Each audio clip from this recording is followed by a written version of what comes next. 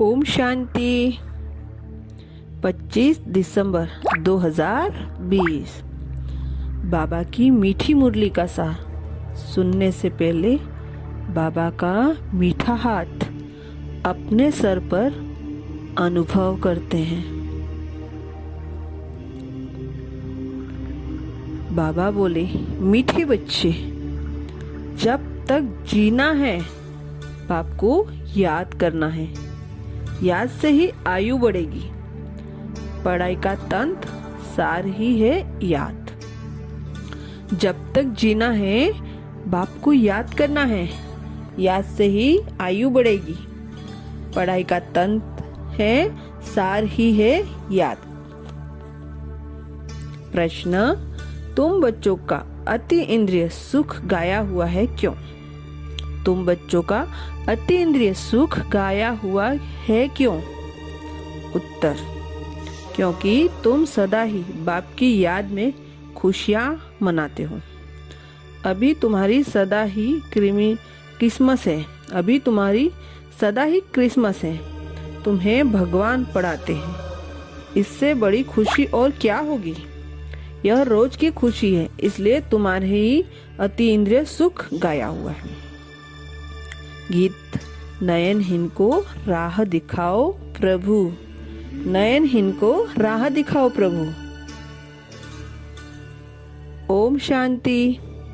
ज्ञान का तीसरा नेत्र देने वाला रूहानी बाप रूहानी बच्चों को समझाते हैं। ज्ञान का तीसरा नेत्र सिवाय बाप के कोई दे नहीं सकता। तो अभी बच्चों को ज्ञान का नेत्र मिला है। अभी बाप ने समझाया है कि भक्ति मार्ग है ही अंधियारा मार्ग। जैसे रात में सोजरा नहीं होता है तो मनुष्य धक्के खाते हैं। गया भी जाता है ब्रह्मा की रात, ब्रह्मा का दिन। सतयुग में यह नहीं कहेंगे कि हमको राह बताओ, क्योंकि अभी तुमको राह मिल रही है। बाप आकर के मुक्ति धाम, जीवन मुक्ति धाम की राह बता रहे हैं। अभी तुम पुरुषार्थ कर रहे हो। अभी जानते हो कि बाकी थोड़ा समय है। दुनिया तो बदलने वाली है। बाबा कहते हैं, देखो, बाप भी कहते हैं, नई दुनिया की स्थापना मैं करता हूँ। इसलिए तुम मुझे याद करो तो तुम्हारे पाप कट जाएंगे। तो यह पक्का याद कर लो, क्योंकि बाप पतित पावन है ना। यही कहते हैं कि जब तुम मुझे पतित पावन कहते हो तो तुम तमो प्रधान हो, बहुत पतित हो। अब तुम पावन बनो। हर एक की अपनी अपनी बुद्धि होती है। किसी की उत्तम, किसी की मध्यम, किसी की कनिष्ठ। तो अपने से पूछना चाहिए कि मैं उत्तम हूँ, मध्यम हूँ या कनिष्ठ हूँ। अपने को आपे ही परखना चाहिए कि मैं ऐसे ऊंचते ऊंच इम्तिहान पास करके उच्च पद पाने लायक हूँ। मैं सर्विस करता हूँ। बाप कहते हैं, बच्चे सर्विसेबल बनो। बाबा को फॉलो करो, क्योंकि मैं भी तो सर्विस करता हूँ ना। आया ही हूँ सर्विस करने के लिए और रोज रोज सर्विस करता हूँ, क्योंकि रथ भी तो लिया हुआ है ना। रथ भी मजबूत है, अच्छा है, तो सर्विस तो इनकी सदैव है।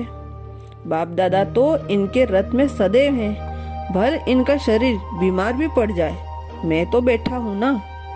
तो मैं इनके अंदर में बैठ करके लिखता भी हूँ। अगर वो मुख से नहीं बोल सके तो भी मैं लिख सकता हूँ। मुरली मिस नहीं होगी। मुरली नहीं मिस होती है। जब तक बैठ सके, लिख सके तो मैं मुरली बजाता हूँ। धारणा के लिए मुख्य सार। फर्स्ट पॉइंट, बाप को फॉलो कर बाबा के समान सर्विसेबल बनना है। अपने को आप ही परखना है कि मैं ऊंच से ऊंच इम्तिहान पास करके उच्च पद पाने लायक हूँ।